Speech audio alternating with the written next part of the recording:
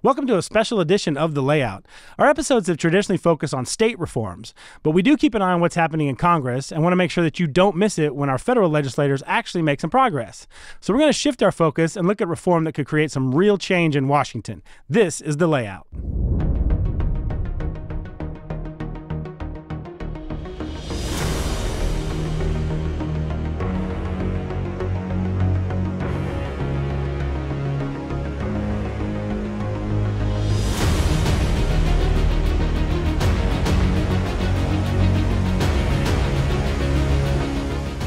With us today is Congressman Chip Roy, and he represents the 21st District in Texas.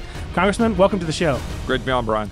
All right, so today we're going to be talking about the debt limit, and specifically a package that was just passed in the House to increase the debt limit, but did a couple other things, and that's what we want to let you kind of get into. But first, for some of our viewers and some of our listeners who don't necessarily know what the debt limit is, I think most of the insiders and the nerds that watch a program like this do, but take us through and just tell us, what is the debt limit, and why does Congress have to increase the debt limit almost every year?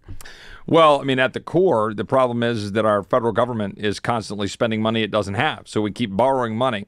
And a long while back, Congress put in place a limit and saying, okay, you can only borrow so much money. And every so often when we start to hit that amount, because we keep borrowing money, then we got to have a debate about, are we going to raise that credit card limit again? And that's the question right now. Allegedly, according to Janet Yellen, we're probably going to hit that debt limit by June-ish, maybe July. We're not 100% sure. And the question for us is, well, are we going to raise it? And the vast majority of Republicans, certainly a large block anyway, have never really voted for a debt ceiling increase. That's not what we seek to do. We don't want to go borrow more money or spend money we don't have. But what we were able to do this last week was pass a package that we believe responsibly increases the debt ceiling about $1.5 trillion, which, to put it in perspective, that's about a year's worth of increase, if that. So that would buy us a year. Mm-hmm. But what we want to do is pump the brakes on what's been going wrong. Everybody feels it. You feel it in inflation. Mm-hmm. You feel it in watching this out-of-control government and what they're doing. So we just passed common sense reforms on the back of that $1.5 trillion increase. So I want to get into what those are specifically, but also want to make the point that Washington does kind of panic over the debt limit increase, right? Because if you don't increase the debt limit, then you're unable to pay your bills, and that can have reverberations throughout the economy, throughout the world economy, really. If an economic powerhouse like the United States defaults on its obligations to pay, which is why there creates this crisis around increasing the debt limit. Well, that's the allegation, right? But the question really is what would we pay? And if we hit that moment where it's saying, okay, we're not going to though approve more borrowing. Well, we still have all the cash coming in, just like your house, right? You've got revenue coming in. You've got to pay your mortgage. You got to pay certain things. The question is, are you going to keep borrowing and borrowing and borrowing such that your cash can't cover that? We can cover all of our interest payments. We're not going to default on our bonds. Mm-hmm. We can cover a whole lot of payments, Social Security payments, the benefits that our seniors are due.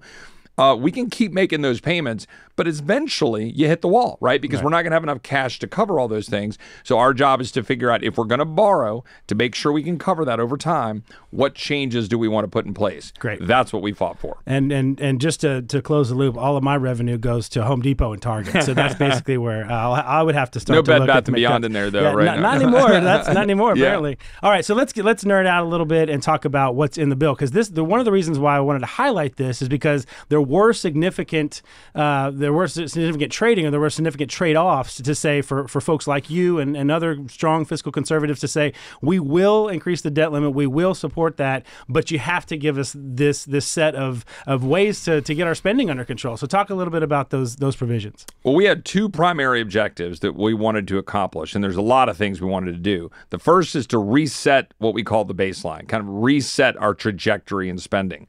So to do that, we reached an agreement to say we're going to take our spending level for the next fiscal year, 2024, and we're going to return it to where it was simply 5 months ago, the 2022 level of spending.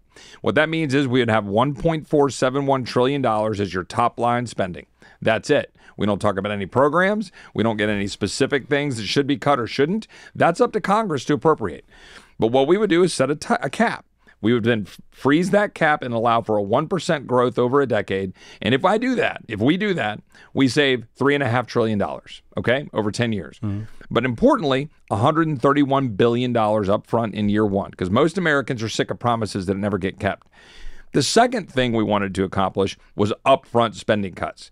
So in addition to that $131 billion, we wanted to stop some of the ridiculous programs that the Biden administration has been moving forward. For example, the student loan bailout, which is picking winners and losers to the tune of $550 billion, where you're picking, for example, somebody who gets a degree in gender studies while you've got somebody in the military who sacrificed to get their student loans paid for. We're just going to go wipe off all these loans. How about the plumber who didn't take out a loan? How about the student who paid off other loans? So we fix that. We go take $50 billion of unobligated COVID money back. We repeal the expansion of the IRS, which we think unfairly targets the American people, but saves us about $80 billion in year one. And we importantly go after the so-called Inflation Reduction Act subsidies, which basically 90% of which are benefits to corporations that make $1 billion or more. Those are basically, benefits for fat cat corporate cronyists and money that will flow to China. Most Americans are with us on all these things. It's common sense. We've now put the ball in the president's court and Senator Schumer's court. And you know what they're doing? They're now lying and they're wailing and gnashing of teeth because we called their bluff. So I want to go through a couple of these. I mean, the one that stands out to me that's just the no-brainer is the money that's literally just sitting there in these COVID coffers that's going unspent. I mean, why hasn't that money been? I mean, that doesn't even seem like something that you should have to negotiate to get back. It should be, look, COVID's over. I mean, or at least the pandemic is over. We need to. And if you didn't spend the money, then obviously it's not going towards things that are related to COVID anymore. That one seems like it should be a no-brainer. Well, you know what? There are literally hundreds of billions of dollars that have been spent through states and federal agencies that are currently obligated and unspent, meaning we already put them out there, they're sitting there. We've got certain monies sitting back that are unobligated that we want to just go claw back. That's the $50 billion I was told you about. That number started at about $90 billion earlier this year. And guess what? They heard us rattling about it, and they're off trying to obligate it. They just want to spend your money before you even get it back. So we're trying to get it back. And then, of course, inflation is still affecting everybody. How do you think this bill? You mentioned it at the end. The supposed Inflation Reduction Act, which actually just made things worse. What would you expect, and maybe what's the time horizon that if this bill passes, and we'll talk about the likelihood of that because we obviously have the Senate to worry about. But what kind of effects do you think this will have on inflation over the next few years if we did pass something like this? Well, Milton Friedman famously pointed out that inflation is caused by one thing and one thing only, and that's government action. And that's what we've been feeling over the last couple of years. We dumped almost $5 trillion out into the economy in the name of COVID. We just littered the entire economy with tons of printed money. We just printed it. And of course you're going to get inflation. So now we're staring at this double barrel problem of potential stagflation, right? Where our economy's jittering, might be going south. We got interest rates high, inflation high. So the levers that we have to fix the glitch are pretty limited. One is limit the spending. If we could pass this, which the president ought to do, that would pump the brakes and send a strong signal to the markets, give people some confidence that we're not going to keep ratcheting up inflation. That would allow the Fed to be a little bit, more optimistic about where we might be able to go with rates and hopefully let our economy start moving forward. But there's no magic pill here. The one thing we can't do is keep regulating, keep subsidizing, distorting the market, go down the road of taxation, which my Democratic colleagues want to do, and we can't keep spending money we don't have. We got to reverse those things. Now, there's a saying in the House when I worked there a million years ago that the Democrats were the opposition, but the Senate is the enemy. So what are the prospects? And I've also read some things and to kind of throw this out there that in fact the negotiations really aren't, between the House and Chuck Schumer over in the Senate, that really you're focusing and you're trying to use your leverage in the House with the president. So where are we at in that process? Have the talks begun, and what do you think the prospects are for getting the bill through? Well, Speaker McCarthy sat down with the president pretty quickly after he became Speaker. I think it might have been around the 1st of February. And they had to talk. Then they agreed to sit down and talk again, and the president has been MIA, has refused to re-engage. what we're hearing, and we now have, I think, 20-something members of the House, a large number in the Senate, I don't know what it is, a certain number that have jumped out and said, hey, Mr. President, you need to sit down with the Speaker and with House Republicans. I think that pressure is going to keep increasing because we've passed a bill. It's responsible. You have Senator Manchin out there saying, hey, I may not agree with every piece of it, but this is a bill that would raise the debt ceiling and try to put in place some fiscal reforms. So I think they're going to have to sit down at the table. They're going to want to come back. I promise you they're going to want to try to come back and say, just do a clean debt ceiling increase. Let me tell you, Brian, we're not doing a clean debt ceiling increase, so-called clean, because all that will do is perpetuate inflation and continue to take us down the road to ruin. And for once in a long time, it's the House that's gotten something out of the chamber. It's not just your negotiated piece versus a clean and what can actually get out. You've got your piece out of it. So as someone said, the only bill that exists that's out there right now that avoids the debt ceiling crisis that everyone freaks out about is the one from the House. There's nothing that they can get out of the Senate that would increase the debt limit, so they have to consider your bill. That's right. And so what you're seeing them now do is double down on the fear-mongering, right? They're out there saying, you're going to go cut, veterans benefits. You're going to go cut Meals on Wheels. And let's take a step back. It's not true. I already said all we did was set a spending cap. Importantly, 80% of veterans are out there saying that inflation is hurting them. 2/3 of veterans are saying that it's actually, undermining their ability to live, paycheck to paycheck. You've got 3/4 of veterans who say, why are you going to pass, a student loan bailout for the reasons I already articulated, where it's like, I sacrificed for that. I could keep going down the road of the attack by this administration on veterans. And so we're going to come out and say, look, guys, all we're trying to do is check spending so we can stop that inflation, help everybody, lift everybody up, including veterans. And by the way, when we go through the appropriations process, let's remember that what we're talking about is returning spending to where it was 5 months ago, 2022 level spending. Here's some other little trivia tidbits. If you keep defense spending where it is, and we all know we need to go beat China, you can keep spending for the non-defense where it was at pre-COVID levels, the 2019 levels, and we're good.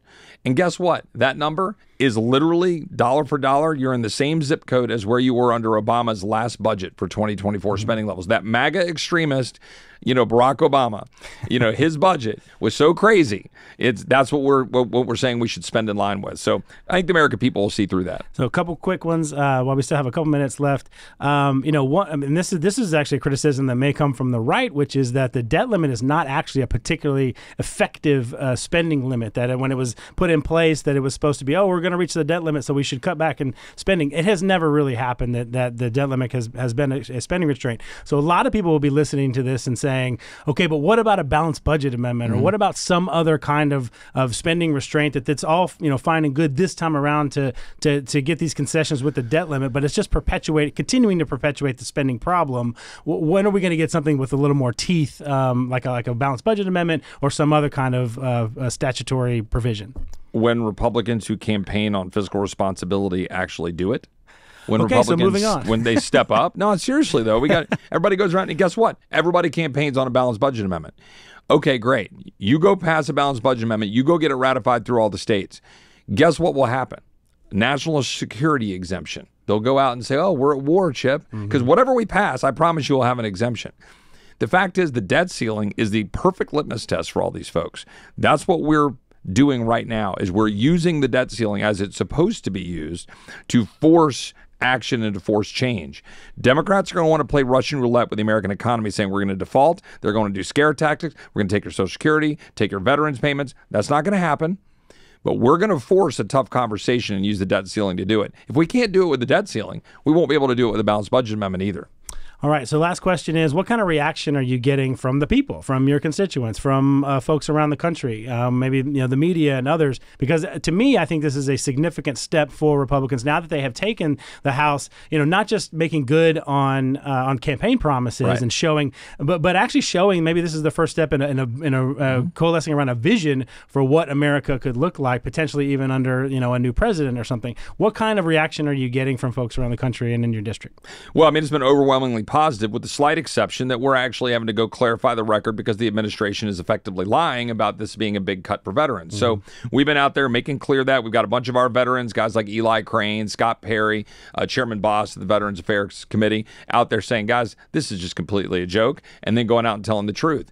But, what's I think really important here is the unity that we're showing as Republicans, and that this is a conservative agenda that we're proud of. The Speaker's fight was fought for a reason.